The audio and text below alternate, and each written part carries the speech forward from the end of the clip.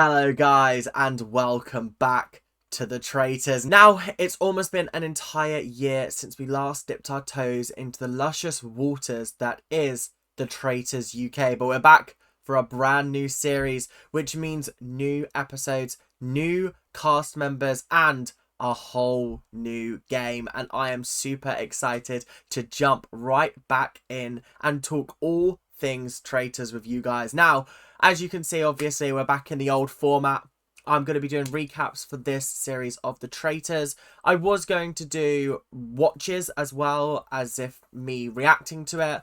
But then I was like, I kind of want to enjoy this series without the pressure of having to be on camera for it. However, the option is there for me to do, week by week, the Traitors US and react to those, so that you guys in the UK can watch along and understand what was happening in the episode, what's happening, what's going on, going down, and then obviously when it comes out in the UK in like 5 million months time, then you can watch it again for yourselves. But I kind of want to watch it when it comes out, and I want to make content on it, so just let me know, do you want me to make content on it when it comes out?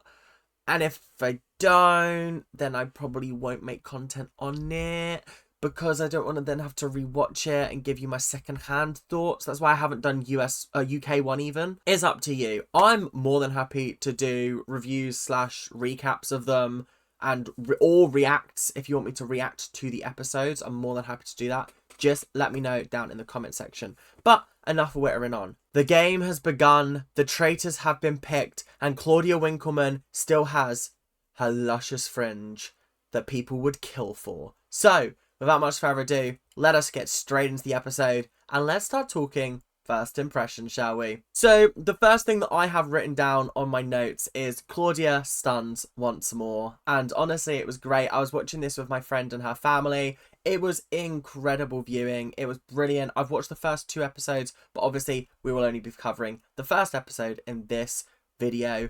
And then obviously I'll be doing the next episode tomorrow, so you won't have to wait too long. But interesting first impressions from some people. I've just got a couple of things noted down. We've got Lisa is lying about being a priest, which I found very interesting. Maya and Armani, I think that's their names, are sisters, which I found very interesting. But they're planning on going in and being very honest and open about the fact that they're sisters, which is a brand new sort of development. We haven't seen that from any of the previous like connections before. We had obviously iconic Paul just couldn't be my son, but Ross says, that was iconic. We love that. And we also had Alex is actually my girlfriend. The most awkward moment in season 1. Hilarious. The craziest breakfast table. It was brilliant. But anyway, those two are sisters. Be very interesting to see how that dynamic works, especially knowing what we know later on in the episode. Leanne walks in and I was like, ooh, that pink suit, big slay, she looks like a Barbie. And then she went, yeah, I'm trying to look like a Barbie because I'm actually an ex-soldier. And I was like, okay. Like, she really said today is the day that we're gonna give misconceptions a try. I was like, wow, okay, she really proved me wrong immediately. She's an interesting character so far. I'm liking what I'm seeing from her, but obviously I haven't seen much, so I don't have much to go on. Next up, we had Jack telling us that he is a jack of all trades, but a master of none. And that's pretty much all we know about Jack. Yeah, so those are my first impressions of some of the people. I also had some on other people, but I didn't know their names at this point, so I'll be talking about them in a little bit. But for now, that is it. Let us head on to the very first twist that kind of shook the game up immediately. So, as you can probably see on this side of the screen, there are 25 people taking part in this series. But there are only 22 places at the round table. So obviously Claudia comes in on the intercom on the train. The train pulls to a stop first of all, and then starts going backwards. And I was like, huh? Huh? Are they doing a mission already? Like, what's going on here? Hello? This is brand new. But obviously the traitors, they love to mix it up. They love to introduce new twists. And obviously it's something that people have been very nervous about. Are they going to ruin it with stupid twists? Are they going to introduce plot developments that are just not good for TV? I think I have utter faith in this team. I don't think there have been any seasons of The Traitors that I've been disappointed with a production made twist. I think there's some times where I'm like, it didn't execute the way they wanted it to, but that's because of the players, not necessarily because of the game letting the players down. It's the players letting the game down kind of thing. So obviously, Claudia's like, right, there's 3 carriages. One person from each carriage needs to dip out the game now. They need to go. Their game is over immediately. Now I'm sitting here and I'm thinking, I ain't leaving this train. I ain't going. I'm not leaving the train. Why would I? That's such a stupid thing. But also, she's given them £10,000. And for every minute that they don't make a decision, then it depletes by 1k, which is kind of crazy. So they managed to make it 3 minutes in, I think it was. I think they made it 3 minutes into the timer. So they only lost 3,000. So they had 7,000 left over. However, the 3 people that decided to dip, I was kind of disappointed in, because they all seemed like very, very interesting people that just kind of went, fine, I'll do it. We had Fozia, I think is her name. We had Jack and we had Alexander. And they were 3 very, very interesting people that I was like, oh my god, I'd really like to see how they engage with people around the round table. I think Alexander was a diplomat, so I thought, oh my god, he's going to be brilliant around the round table. Jack just seemed like chaotic energy, and Fozia just seemed fun and entertaining, and I was excited to see what she'd be like. But all 3 of them got off the train, and then the train continued, and that's the last we've seen of them.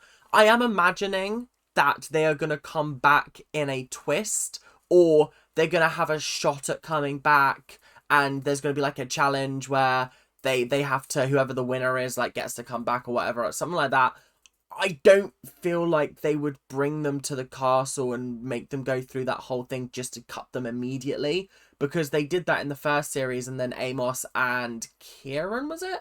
They came back halfway through the series. And so far, it's the only series that has done that, apart from New Zealand 1, where they kind of offered a cash prize at the start and someone left. But it didn't really impact the season in any way. Whereas I feel like these 3, it feels weird to hire 25 people and then cut 3 immediately if there are no future plans for them. So a couple more impressions of people. So we're now making our way to the castle. They're about to do the whole, like, oh, you're a traitor, like picking ceremony is what I'll call it. And we learned 2 shocking revelations. Oh, the English language is not my friend today. Revelations. They learnt 2 revelations, or we did as the audience. First of all, the shocking revelation that Keith has been lying to his wife about liking spaghetti bolognese for the past 30 years. Honestly, guys, I was shocked too. I was astounded. It genuinely took me by surprise, caught me off guard. I had no clue what to do with that information. I was just in pure and utter shock. The second of which was actually quite a good twist, in my opinion. And I was sitting with people that were slagging it off and slating it and being like, oh, how ridiculous. But I was like, no, I feel like it's actually a good idea just to give yourself an extra challenge. Because we had Charlotte being like, oh, well, I've chosen the Welsh accent because I feel like it's the most... Oh, I can't do the Welsh accent. This is not good. Hang on, let me get into it. Oh, Nessa. She's talking about how Ellen is a Welsh translator and is also from Wales. And she's like, well, that might throw a spanner in the works because I'm not actually from Wales. And I was like... They did like the zoom in, the crash, the crash zoom in, and I was like, oh my god, this is a crazy twist. She's not from Wales, and she's just, hey, yeah, I'm from Wales. I'm having a fantastic time, and I just thought that maybe I would do a Welsh accent because it's the most calming and trustworthy accent in the UK. And I was like, you know what? Fair and valid, but also, there have been 2 notorious traitors who have been Welsh. So I don't know where you got that information from, but I think you should unlearn it. And now you're stuck in a Welsh accent. And the thing is, and this is slight episode 2 spoilers, she kept slipping out of it sometimes when she was getting a little bit, like, hysterical. But nobody was noticing it. And it was really funny because I kept noticing that she was slipping from, like, her London accent into her, like, Welsh accent. Oh, it was so funny. But anyway, no spoilers about episode 2 because it hasn't actually come out yet technically. But I just thought that was such a great twist and I really enjoyed it, loved it personally. So we have our traitors, and in a rather interesting and I think first twist of the series, the traitors are all female. Now, I'm fairly certain that this is a first for the Traitor franchise worldwide. I don't think we've ever had traitors that are just one gender. And I feel like choosing the women to lead it is a real good mark. However, it could be potentially problematic, and they've got to be careful about who they kill off and who they don't kill off. Personally, I think that they need to start killing off more men than women, because then it throws suspicion on the men. Like, oh, there's clearly a man that's like taking out other strong men. Clearly that's what's happening. Therefore, you can start planting seeds of doubt in their mind. But that's neither here nor there. That is gameplay for later down the line. Right now, our three traitors are Armani, who you remember is one of the sisters, Mina, and Linda. Purple-haired Linda, icon. Immediately, icon. Now, the issue is, there are some smart fuckers in this clan. There are some smart fuckers in this class of 2025. We have Ellen being like, oh, I think there's going to be more girls than guys this year. Oh, or in her accent, I think there's going to be more girls than guys this year. I was like, okay, Ellen, right out the bat. Sorry, didn't realise that you are clued into the game like that. And then you have Jake going, oh yeah, I noticed that when Claudia was talking about traitors, Linda looked at Claudia on the word traitor as if she'd had her name called. And I was like, oh, for fuck's sake. Oh, how have you fucked this up immediately, Linda? How have you done that? You were meant to be mother. You were meant to be mother. And now you're just another. It's so sad. I think she's not got long left in her, bless her. There's too much suspicion on her now. But I thought that was a very, very interesting observation from Jake at the start. And this guy, he gotta go. He gotta go. I think his name's Jake. I really hope it is. Because otherwise, I've been calling him the wrong name the entire time. I'm just seeing if there's a Jake on my list.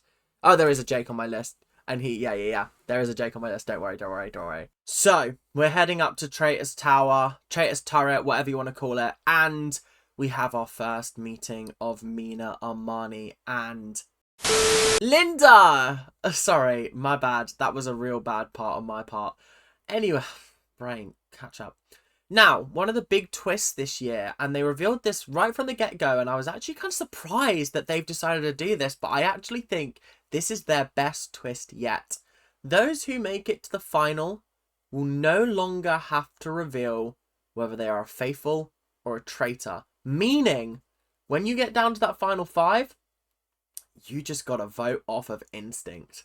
Do you trust people or do you not trust people? Essentially, it's made it a lot easier for the traitors to win, or a lot easier for the faithfuls to identify who is a traitor and who isn't a traitor. I think it's crazy and chaotic, and I'm really enjoying it so far. I'm loving it. Yay!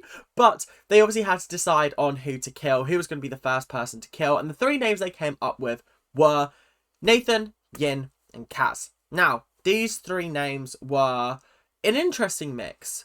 Nathan apparently was willing to sit there and lose the money, so is that someone they really want to have in the game? I don't know. Yin, she's intellectual. She looks like she could suss people out immediately. Kaz, also very intellectual, but could have more of like a persuasion on people. People seem to like him. He seems very personable. So I feel like there's definitely an element of he's gonna be likable, so to take him out of the game immediately. So obviously their decision was set and we head into breakfast. So breakfast was an interesting one. It was interesting to see how each of the traitors played off the fact that they had made it to breakfast. Very interestingly, I keep saying interesting, but you know what I mean. Armani decided to really ham up the emotions over her sister. I mean, she was sitting there crying every time her sister didn't walk through the door, even though she knew for a fact that her sister was going to be walking through that door. I think that display of emotions is setting herself up really well for when she inevitably kills her sister, and then she can have that moment, that outpour of grief, because she's already shown that she's very nervous that her sister might not show up. So I feel like this is planting the seeds. I do feel like it was a little bit much, but then her sister walked straight in and she started crying too, so it felt like it was kind of a matching the levels kind of thing. So very sadly, it was Yin who was sent home and killed, essentially. Murdered. Done. Bye-bye. I was a little bit sad because I felt like Yin had more to give us in terms of both personality. I found her a bit, like, irritating, the way she was, like, harping on about... She was talking about moths at one point, and I was like, what is she talking about? But I also think that she would have been a lot of fun at a round table. I think she would have been hella entertaining. I also feel like one of these years they need to choose the traitors, and then Claudia's like, now we're going into a round table, vote somebody out. I just want them to cause absolute chaos by doing that. But anyway, unfortunately, Yin has gone home. That is it. We are heading on to some more suspicions. So obviously they're told, no mission today. Not bothering. We're not doing one today. And I was like, thank God. I hate these missions. Unless they're actually like for a purpose other than let's get some money, I think that they're just so useless. But I will say the Traitors UK and US to an extent have gotten better at making the missions more relevant to gameplay than just earning money, because they always give them like near enough the full amount at the end anyway. They just like leave it until the last challenge and then it's like, oh, now you can earn 900,000 instead of like the 2 pence that you've been earning this entire time. So very interesting that they decided not to do a mission in this first episode, probably because they already gave them 7k at the start. Makes sense. However, interesting suspicions to take note of. Dan thought that Anna was a traitor purely because she came over and was like, oh, you're okay, it's fine, it's fine. And he was like, there was no reason for her to come over and comfort me like that. Oh, how could she? That was hysterical. Then we had Jake wanting to put Linda under surveillance because obviously he believes that she is a traitor, and he is very correct. And he's kind of aired that to everybody and been like, yeah, I think she's a traitor because when Claudia went traitors, she went like this. And I think absolutely fair enough. It was probably such a subconscious thing that Linda did. And very sadly, it's kind of caught her out immediately. And that kind of sucks for her. Then we had Armani just going to different groups of people and just dropping everybody's name. I was like, this girl is causing absolute chaos, and I'm kind of here for it. I think she's very entertaining. My friends were like, oh, she's doing too much, she's doing too much. And I was like, actually, I don't think she is doing too much. I think you're seeing her do too much because that's the edit that we're seeing.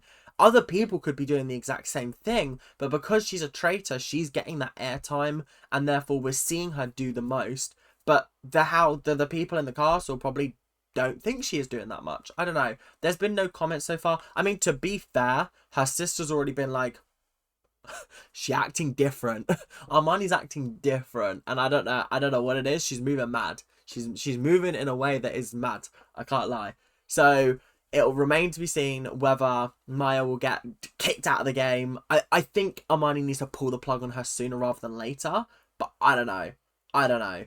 It seems a little bit too obvious to make her sister go like first or second, but I think like the third or fourth murder, perfect time to get rid of them. So we head into the round table, and unfortunately it did end on a cliffhanger. We did not get to see any of the votes in this episode, but don't worry, I'll be back tomorrow to give you the lowdown on who voted for who in both of the round tables. But to talk about this round table, I actually thought it was interesting and also very, very intellectual. It felt like a lot of the suspicions and the blame that was thrown out there was very concrete in terms of facts and feelings and opinions, rather than just, oh, I think you'd make a great traitor. That is my least favourite like reason for someone being a traitor, is, oh, I think you'd make a good traitor. everybody could make a good traitor, that everybody has the skills and the capabilities of being a traitor. Even if you say you couldn't be a traitor, you probably could be a traitor. Ugh, it annoys me. But anyway, Freddie obviously started off by talking. Armani actually started, but she didn't really say anything. She was kind of like, guys, we've got to just start talking. And then fortunately, Freddie took over and was like, look, Ellen made a comment saying, yo, more females than men. And Ellen sort of cut back and went, well, yeah, I think there is like a strong female figure. And I was like, oh god, they're gonna suss out Linda immediately. Oh god, this is not good. This is not good. This is not okay. And then obviously Jake starts to drag Linda and being like, yo, you did the head turn on Traitors. And I actually thought she defended herself quite well. I did go back and watch it, and the first thing that Claudia said was Traitors when she started to speak again. And so it could have just been like, oh, okay, I'm just going to look at Claudia because she's talking. And that's exactly the reason that she gave. But obviously it does look very suspicious. But I also feel like a lot of people turned their head potentially at that moment. And it was just Jake noticed Linda do it. It was just unfortunate timing, probably because they're across the table from each other. I don't know. But I did think that that was very interesting. But then she turned it back on him. She was like, now I'm suspicious of you. Because why would you bring my name up like that? It seems like you're clutching at straws here and you're trying to throw blame on somebody else. And he's like, no, I promise. It's not me. It's not me. Then Armani is like, yeah, I actually agree with Jake. And I was like, huh? Armani, you're not meant to turn on your fellow traitors on the first round table. At least have their back, you know. And then she starts to actually shift the blame onto Lisa. Which I was like, huh? Lisa the priest. Lisa the priestly. Like, what's going on here? And then Joe pipes up and is like, yo, I actually think that Alex and Leon look very nervous. And Alex and Leon are like, huh? Excuse me? Where's this come from? I think their names are Alex and Leon. I kind of missed it a little bit. It's purple-haired guy, and I think that's Alex, and I think Leon's like the younger black guy. I could be wrong. I don't know all of their names because there's 22 of them. How am I meant to learn all of their names in the first episode? I'm sorry, guys. I tried my best. These notes are partial at best. Then there was the whole comment about like bringing up Charlotte and how she came into the breakfast hall like really happy, and she mentioned something about feeling relaxed, and then people were like, well, hang on a minute, how come you don't have any stress over being murdered? And she was like, well, no, I did. It's just I felt relief that, like, I wasn't a traitor. And everyone's like, that's suspicious. And then, this was the biggest curveball of all, is Nathan, who has not said a word to anybody about any of his opinions or feelings, pipes up randomly and goes, I think it's Linda. And I was like, he's so right. But he chose the worst possible time to say this because he's not said this to anybody. And now it just feels like he's jumping on the bandwagon. Like, what is this? Because then Dan started calling out Nathan, defending Linda. And then Kaz was like, actually, yeah, I think Nathan is deflecting. And I was like, oh, God, how has this gone from, like, it's definitely going to be Linda going home to it could potentially be Nathan or it could potentially be Charlotte? I was like, what is going on in this here place? But that is where the episode ended, guys. It left us on a cruel cliffhanger. And for those of us who did decide to watch the next episode, we were alleviated very quickly. But for those of you who decided to wait a whole night, why would you do that to yourself? I physically couldn't. I am sad that I've now got to wait until tomorrow to watch the next episode. But it is what it is, do you know what I mean? It's not the end of the world. I'm not going to cry about it, do you know what I mean? But anyway, that is it for today, guys. Thank you guys so much for joining me in this bumper episode as we dissect the Traitors. Let me know your thoughts and feelings down below. Do you feel like the Traitors are playing a fantastic game, or do you feel like they're playing a particularly weak game at the moment? I don't know. Do you feel like the Faithfuls have what it takes to get all the way to the end, especially with the new rule change? Do you think the Faithfuls are going to win, or do you think the Traitors are going to remain triumphant? They won last series. They didn't win the first series. But we all know why they didn't win the first series, because of fucking Kieran. And obviously, this series could take many drastic twists and turns. So, without much further ado, hope you guys have enjoyed. Make sure to like, comment, and subscribe. do all of that YouTube stuff that you guys do so well. And don't forget to let me know, would you like me to do reacts or recaps for US Season 3, which is going to be coming out next Thursday? Might be a little bit late on that one because I'm away next weekend, but I will get them out as soon as possible. So, without much further ado, keep on ranting, guys, and I'll see you guys later. Bye now.